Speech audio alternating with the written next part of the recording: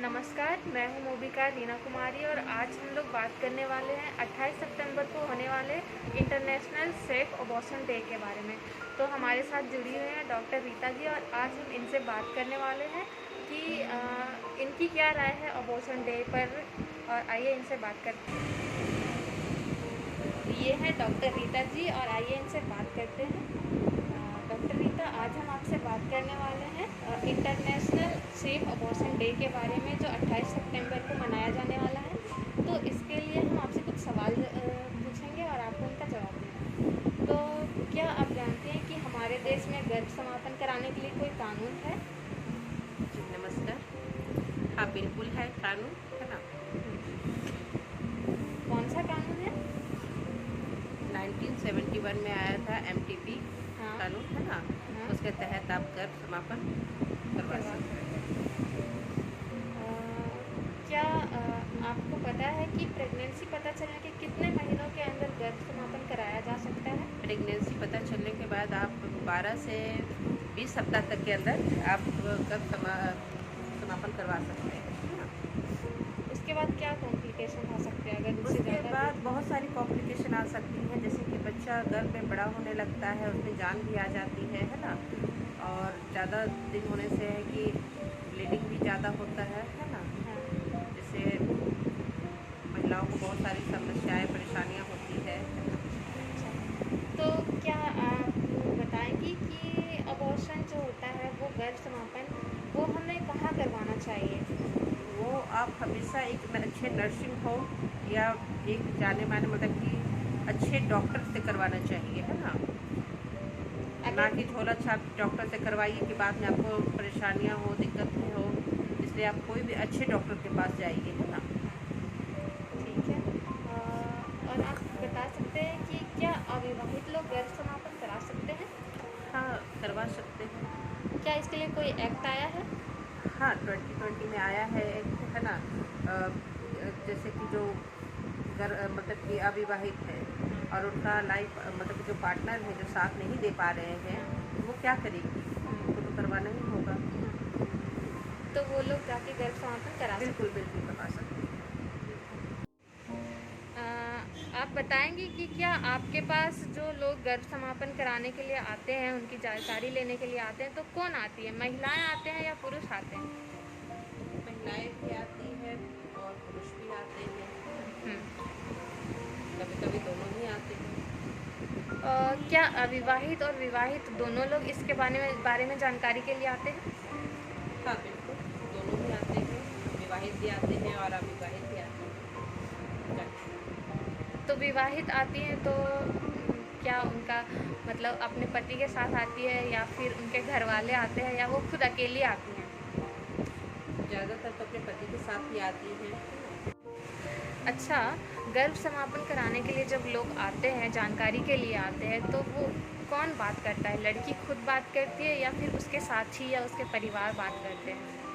जब साथ में आते हैं तो लड़की तो खुद बात नहीं करती है, हाँ उनके साथी या उनके परिवार वाले ही बात करते हैं। क्यों, ऐसा क्यों?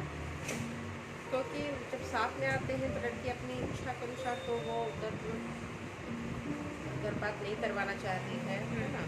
उनके जो साथी हैं उनकी ज़बरदस्ती के कारण या बहुत सारी समस्याएं होती हैं, जैसे कि किसी को होता है कि लगातार बेटी ही हो रही है, जिसके कारण भी आप अबॉर्शन करवाना चाहते हो।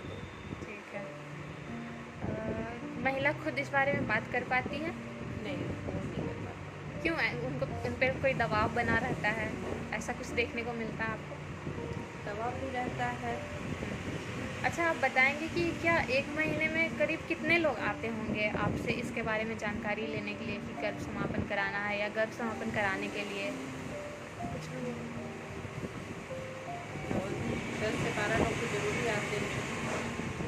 अच्छा, क्या आप बताएंगे कि आपने आपने अपने काम के दौरान कभी गर्भ समापन से जुड़ा कोई अनुभव बताइए, कोई कहानी, जैसे कि कोई महिला खुलकर गर्भपात के बारे में बात नहीं करी हो या फिर उनकी मर्जी के खिलाफ उनका अबॉर्शन करवाया जा रहा हो। कोई ऐसा कहानी किस्सा बताइए जो आपके मेडिकल पे हुआ हो। हाँ, एक महिला आई थी जो अपना अबॉर्शन नहीं करवाना चाहती थी, लेकिन उनकी सास मतलब कि पहले से 2 बेटियाँ थी और वो नहीं चाहती थी कि इस बार फिर बेटी हो, इसलिए वो ज़बरदस्ती उसे गर्भपात कराने के लिए सलाह दे रही थी।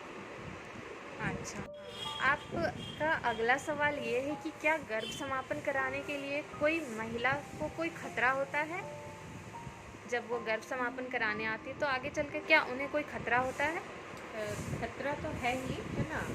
क्योंकि कभी-कभी किसी मतलब कि बहुत ज़्यादा ब्लीडिंग हो जाने के कारण, है ना? जिसके कारण महिला का मौत भी हो सकती है ना? और कोई खतरा, जैसे आगे बच्चे पैदा करने में कोई खतरा हो? नहीं, आगे चल के कोई इस तरह का प्रॉब्लम नहीं होता है, लेकिन एक डर बना हुआ है डर बना सबके हुआ मन में। रहता है ना? और बार-बार ये सब तो खैर करवाना भी नहीं चाहिए, है ना? हाँ। जिससे बच्चेदानी है कमज़ोर हो जाता है। ठीक है। क्या आप बताएंगी कि अबॉर्शन पिल्स जब लेते हैं हम गर्भ समापन कराने के लिए, तो ये जो पिल्स है क्या महिला के लिए सुरक्षित है? सुरक्षित है, लेकिन बहुत ज़्यादा जैसे कि गर्भ का पता चलने के बाद एक से 2 हफ्ता के बीच में उसको समाप्त कर लेना चाहिए। ये तो ज़्यादा दिन होने के बाद है परेशानियाँ होती है। अच्छा, क्या जो महिलाएं गर्भ समापन कराना चाहती है उनके लिए आपके पास कोई सुझाव है उनके फ्यूचर के लिए, कि अगर वो करवाना चाहती है तो करवा हाँ, सकती है? बिल्कुल। वो अपना गर्भपात आराम से अवश्य करवा सकती हैं, है ना? क्योंकि वो अपना उनको पूरा अधिकार है।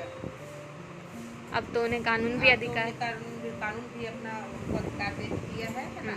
इसलिए वो अपना स्वतंत्र रूप से अपना गर्भपात अवश्य करवा सकती है। जी, बहुत बहुत धन्यवाद आप। तो जैसा भी हमने सुना डॉक्टर रीता जी से अबॉर्शन के बारे में इनकी क्या सुझाव थी, तो हाँ, अब पहले तो 1971 एक्ट के अनुसार सिर्फ विवाहित महिलाओं को ही कानून ये अधिकार देता था कि वो अबॉर्शन करवा सकती हैं, लेकिन MTP एक्ट 2020 के बाद अब ये मान्यता दी गई है कि अविवाहित लड़कियां भी अबॉर्शन करवा सकती हैं, जो पहले बहुत डर जाती थी कि अब उनके साथ क्या होगा अगर वो अबॉर्शन करवाने जाती है तो सबको पता चल जाएगा। उन्हें अधिकार नहीं था, लेकिन अब उन्हें पूरा अधिकार है कि वो अपने शरीर का फैसला खुद ले सकती हैं और अपना अबॉर्शन करवा सकती हैं। बहुत बहुत धन्यवाद।